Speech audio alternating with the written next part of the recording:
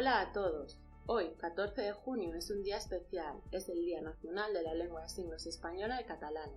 Gracias a la FESIP por incluir el tema educativo. Yo soy Ita y soy sorda. Soy pedagoga especializada en dificultades de aprendizaje y trastornos del lenguaje y también especialista en LSE. El tema de esta conferencia es cómo conseguir la inclusión educativa en el alumnado sordo. Antes de empezar, planteo 3 cuestiones. El objetivo es promover la inclusión del alumnado sordo, así que, ¿cuáles son los indicadores inclusivos? La segunda, ¿qué otros factores influyen en el desarrollo y el éxito educativo? Tercera, ¿qué estrategias, herramientas y recursos debe haber en las aulas para conseguir la plena inclusión del alumnado sordo? Ahora voy a ir respondiendo estas preguntas. Actualmente, el objetivo de los colegios es la inclusión del alumnado en general, que significa ver la diversidad como un valor. Pero, ¿el modelo correcto para el alumnado sordo cuál es? Aún sigue debatiéndose cuál es el modelo correcto para el alumnado sordo, porque hay confrontaciones entre la lengua oral y la lengua de signos. La historia del modelo educativo hasta la actualidad ha sido muy diversa, desde la segregación pasando por la integración y la inclusión. Actualmente hay 2 perspectivas o enfoques. La perspectiva médica y audioprotética, que se centra solo en la capacidad auditiva, incluyendo audífonos o implantes cocleares, y su rehabilitación. Y la perspectiva comunicativa y social del alumnado sordo, que se centra en las necesidades individuales, necesidades de promoción, comunicación y participación social. El modelo comunicativo del alumnado sordo es muy diverso. Puede ser oral, en lengua de signos, bilingüe, donde se usa la lengua oral y la lengua de signos simultáneamente, o bimodal, con una estructura oral y signando. La modalidad de escolarización puede ser en centros ordinarios o centros preferentes, que tienen experiencia en atención al alumnado sordo. Son centros específicos para alumnado sordo. Ya he explicado que el colectivo de alumnos sordos es muy diverso. Significa que cada alumno es un mundo diferente por factores que ahora explicaré. Pueden ser variables internas o externas. Mirad, variables de la pérdida auditiva, que significa el grado de sordera, la localización de la lesión, la etiología de la sordera, el momento de aparición, precoz o no. Estas influyen en el desarrollo del alumnado sordo. Variables personales. ¿Cuáles son las características personales del alumnado sordo? Hablamos de características individuales, pueden ser una persona tímida o extrovertida, y eso influye también en la capacidad de atención. Y la última y muy importante, el autoconcepto. La aceptación o no de que uno es sordo influye en el desarrollo. En tercer lugar, variables externas, que significa la influencia del entorno familiar, el colegio y social, que significa cómo está configurada la sociedad en la zona, si hay cine, accesibilidad, actividades en la zona que uno vive. Las dificultades del alumnado sordo. Dificultades comunicativas y de interacción. Dificultades en la atención dividida. Mirar al intérprete o al profesor y escribir al mismo tiempo hace que la información se pierda. Dificultad para el acceso a la información integral, ya que la información por vía auditiva, como el timbre de cambio de clase, no es accesible, etc.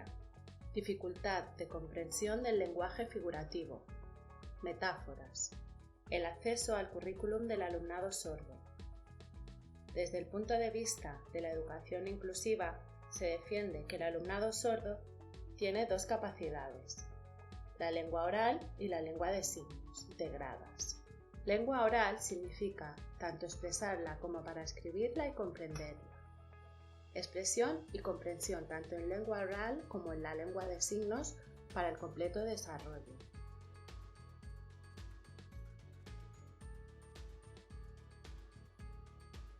¿Cómo se integra la lengua oral y la lengua de signos? ¿Y cómo aprende el alumno sordo?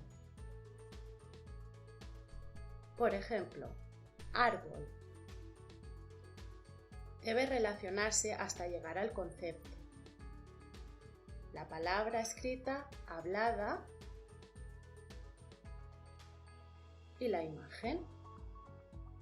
Árbol, signo árbol, y repetirlo hasta integrarlo y poder adquirir un nuevo vocabulario.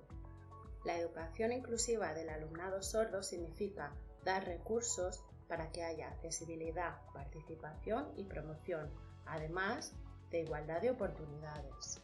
¿Qué significa dar recursos? Hay tres tipos de recursos. Recursos profesionales, intérprete, mediador, profesor, tanto oyente como sordo, equipo de orientación, logopeda, etc., que trabajan para la integración. Recursos estructurales, que significa si el espacio, el edificio, tiene accesibilidad o no. Por ejemplo, el timbre auditivo para cambio de clase si es lumínico. Y en tercero, recursos materiales, como audífonos, implantes cocleares o frecuencias FM, etc. Y también recursos tecnológicos. Hoy en día la tecnología es maravillosa y podemos aprender mucho y da muchos beneficios al alumnado sordo. También es muy importante los recursos visuales, pinturas, mapas. Es importante que se adapten los contenidos auditivos a visuales para la estrategia de aprendizaje para el alumnado sordo. Actualmente es muy recurrente la pregunta ¿la lengua de signos atrasa la lengua oral? Y no es así. Esta pregunta es un mito.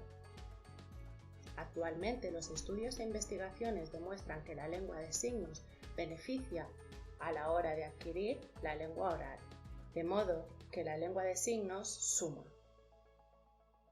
Oliver Sacks, un experto famoso neurólogo, hizo investigaciones y recogió información sobre la comunidad sorda, su cultura, su identidad, su lengua, y escribió un libro titulado Veo una voz. Narra el viaje al mundo de los sordos. Sobre si la lengua de signos atrasa la lengua oral, él demuestra que no, que gracias a la lengua de signos es más fácil adquirir la lengua oral. Ahora quiero presentar los indicadores de inclusión del alumnado sordo. Como reflexión, ¿cuáles son las necesidades del alumnado sordo para la inclusión? Estas son las importantes. Por ejemplo, comunicación compartida en lengua oral y lengua de signos, entorno social, interactivo y afectivo, perfiles profesionales diversos para trabajar para la integración y colaboración. También es importante la formación. El equipo de profesionales debe recibir formación para la atención del alumnado sordo. El currículum se debe incluir la lengua de signos como asignatura, junto a la comunidad sorda. Un modelo de adulto sordo, que significa que haya profesionales sordos como referente social y lingüístico. La actitud también es muy importante frente a la diversidad y la sordera. La sensibilización de los compañeros oyentes y cómo deben comunicarse con los compañeros sordos y cuáles son sus necesidades. También es importante la sensibilización a los profesionales para que puedan comprender las necesidades del alumnado sordo. Es importante la organización del espacio y el tiempo, por ejemplo, las mesas del aula en forma de U, para poderse ver.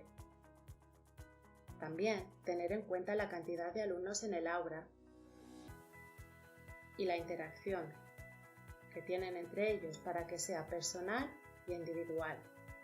La mejor estrategia de enseñanza y aprendizaje es la inclusión. También es importante la relación entre la escuela y la familia. Conclusión.